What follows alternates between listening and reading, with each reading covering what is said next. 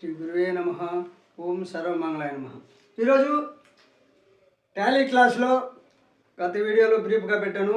ఇప్పుడు Tally class గురించి పూర్తిగా మీకు ఎక్స్ప్లెయిన్ చేస్తాను. తర్వాత వీడియోలో మీకు అన్నీ ఇప్పుడు ఒకటి గుర్తుపెట్టుకోండి, టాలీ బుక్ చదివితే మీకు రావదు, టాలీ బుక్ చదివితే మీకు అర్థం కాదు. ఇప్పుడు టాలీలో ఫస్ట్ ఏం చేయాలి? కంపెనీ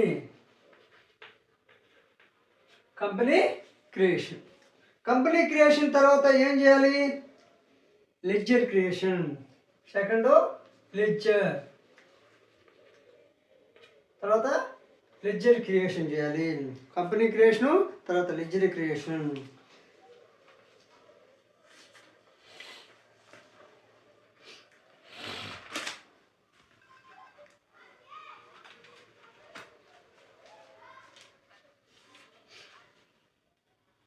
ఇప్పుడు కంపెనీ క్రియేషన్లో ఏముంటాయి?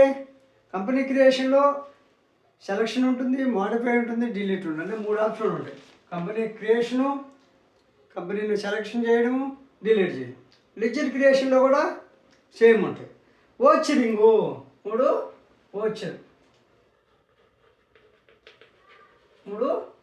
ఓచరింగు. తర్వాత ఈ ఓచర్ క్రియేషన్ తర్వాత ఓచరింగ్లో పోస్టింగు. నెక్స్ట్ పోస్టింగు ఏ విధంగా చేయాలి? Vouchering, posting. తర్వాత స్టార్టింగ్ ప్రాబ్లమ్స్ అనేది స్టార్టింగ్ ప్రాబ్లమ్స్ ఏ విధంగా ఉంటాయి. తర్వాత బ్యాంక్ ట్రాన్సాక్షన్స్ ఉంటాయి. ఇప్పుడు ఈ bank starting problems,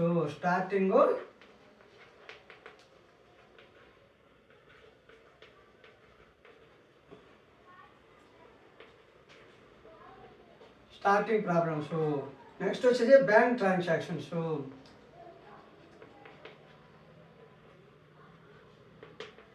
next bank transaction. ఈ 6 ఉంటాయి. తర్వాత ఉమ్మడి జాబితా కాంట్రా F4 అంటే కాంట్రా ఓచరు. తర్వాత కాంట్రా అనేది ఓచరు, ఇది ఉమ్మడిగా ఉంటుంది.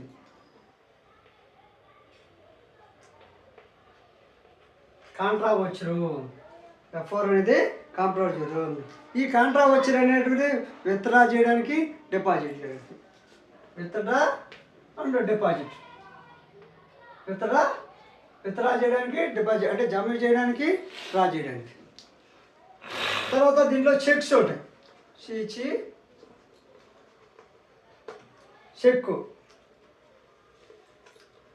చెక్స్ దానికి మనం డ్రా చేయడానికి. తర్వాత ఏముంటుంది? బ్యాంక్ టు బ్యాంక్ ట్రాన్సాక్షన్ ఉంటుంది. తర్వాత బ్యాంక్ టు బ్యాంక్ ట్రాన్సాక్షన్ ఉంటుంది. తర్వాత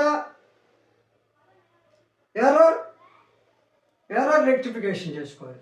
తర్వాత ఎర్రర్ రెక్టిఫికేషను. తర్వాత డిప్రిషియేషన్. డిప్రిషియేషన్ అంటే తగ్గింపులు ఉంటాయి. తగ్గులు చేస్తారు. డిప్రిషియేషన్ తరుగులు. తర్వాత పార్ట్నర్షిప్. ఇన్వెస్ట్మెంట్లో పార్ట్నర్షిప్ ఉంటుంది. ఉంటాయి. తర్వాత క్రెడిట్ ఆపరేషన్స్ ఉంటాయి. ఏముంటాయి? క్రెడిట్ ఆపరేషన్ ఉంటాయి. తర్వాత ఫారిన్ ఎక్స్చేంజ్ ఉంటుంది. ఫారిన్ ఎన్ని టాలీలో వచ్చే పదాలు ఫారిన్ ఎక్స్చేంజ్ ఉంటుంది. తర్వాత ఇన్వెంటరీ మేనేజ్మెంట్ ఉందండి. ఇన్వెంటరీ మేనేజ్మెంట్, దాన్ని ఆల్ స్టాక్ ఐటమ్స్ అంట. ఇన్వెంటరీ మేనేజ్మెంట్ అంటే ఆల్ స్టాక్ ఐటమ్స్. అదేవిధంగా పర్చేజ్ అండ్ సేల్స్ రిటర్న్స్ ఉంటాయి. పర్చేజ్ రిటర్న్స్, సేల్స్ రిటర్న్స్ ఉంటుంది. PRSR అంటే పర్చేజ్ రిటర్న్స్, సేల్స్ రిటర్న్స్ ఉంటాయి. తర్వాత డిస్కౌంట్ అంటే క్యాష్ డిస్కౌంట్, ట్రేడ్ డిస్కౌంట్ ఉంటుంది. డిస్కౌంట్లో క్యాష్ డిస్కౌంట్, ట్రేడ్ డిస్కౌంట్ ఉంది. తర్వాత పర్చేస్ ఆర్డరు, సేల్స్ ఆర్డర్ ఉంటాయి. పర్చేజ్ ఆర్డరు, డిస్కౌంట్ ఉంటుంది. డిస్కౌంట్ తర్వాత క్యాష్ డిస్కౌంట్ ఉంది, trade discount, purchase order, sales order. PO SO అదే పర్చేజ్ ఆర్డర్, సేల్స్ ఆర్డర్ ఉంటుంది. తర్వాత గోడౌన్స్ ఉంటాయి. తర్వాత మల్టిపుల్ ప్రైస్ లెవెల్ ఉంటాయి. మల్టిపుల్ ప్రైస్ అంటే డాలర్స్, రూపీస్, ఆ విధంగా మల్టిపుల్ ప్రైస్ లెవెల్స్ ఉంటాయి. డ్రావింగ్స్ అంటే మనీ అప్పుగా తీసుకునేది డ్రావింగ్స్. అంటే ఒక ఓనరు ₹1,00,000 పెట్టుబడి పర్సనల్ యూజ్ కింద తీసుకుంటే దాన్ని డ్రావింగ్స్ అంటారు. అదేవిధంగా లాస్ట్ ఇయర్ ట్రేడ్ అకౌంట్, ఇప్పుడు మార్చి వరకు లెక్క అకౌంట్ అయిపోతుంది. ఏప్రిల్లో మళ్ళీ వచ్చింది, దాన్ని లాస్ట్ ఇయర్ ట్రేడ్ అకౌంట్ అంటే గత ఫైనాన్స్ ఇయర్లో అయిపోయినటువంటి దాన్ని లాస్ట్ ఇయర్ ట్రేడ్ అకౌంట్ అంటారు. తర్వాత ఇన్కమ్ ట్యాక్స్ అనేది ఉంటుంది. తర్వాత సర్వీస్ ట్యాక్స్ ఉంటుంది.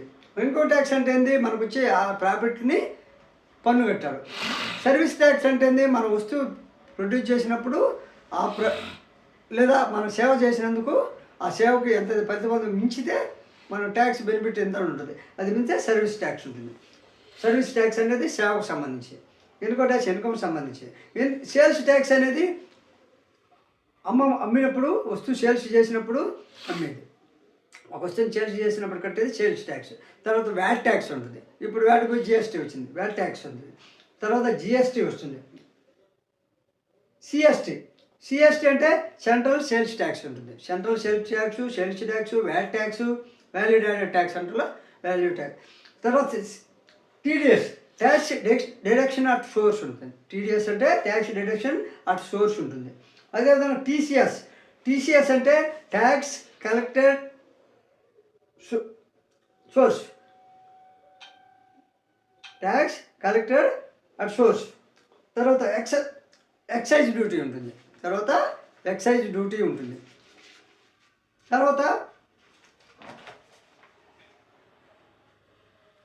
ఇప్పుడు కంపెనీ క్రియేషన్లో పేరుతో కంపెనీ క్రియేషన్ అనేది పర్సనల్గా చేయొచ్చు, కంపెనీ పెట్టవచ్చు, జాయింట్గా చేయొచ్చు, ఏదో ఒక పేరు పెట్టి కంపెనీ క్రియేట్ చేయొచ్చు. ఇంతకుముందే చెప్పాను, company Alt F1 company creation అని, కంట్రోల్ A సేవ్ అని చెప్పాను. అదేవిధంగా Alt F1 new company create చేయాలని ఆల్ట్ F1, అదే కంట్రోల్ సేవ్. కంపెనీ సెలెక్ట్ చేయాలంటే ఆల్ట్ F1 చేసి కొట్టి ఆల్ట్ F1 కంపెనీని సెలెక్ట్ చేసి తర్వాత మాడిఫై చేయొచ్చు.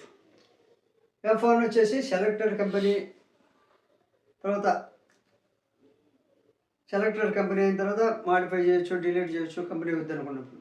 ఆల్ట్ F3 వచ్చేసి ఆల్టర్ చేయొచ్చు. ఆల్టర్ చేయడానికి కంపెనీని మనం పెట్టిన పేరు బాగాలేదు అనుకుంటే ఆల్టర్ చేయాలంటే ఆల్ట్ F3 కొట్టాలి, లేదా రిజెక్ట్ చేయవచ్చు. కంట్రోల్ A అనేదని సేవ్ అని చెప్పాము. అదేవిధంగా ఎస్కేప్ బటన్, ఎప్పుడు కూడా టాలీలో ఎప్పుడు ఎస్కేప్ బటనే తీసుకోవాలి. వెనక్కి రావాలంటే ESC, ఎస్కేప్ అనే కంప్యూటర్ కీబోర్డ్లో లాస్ట్లో ఉంటుంది, అంటే ఫస్ట్లోనే పైన ఉంటుంది. డిలీట్,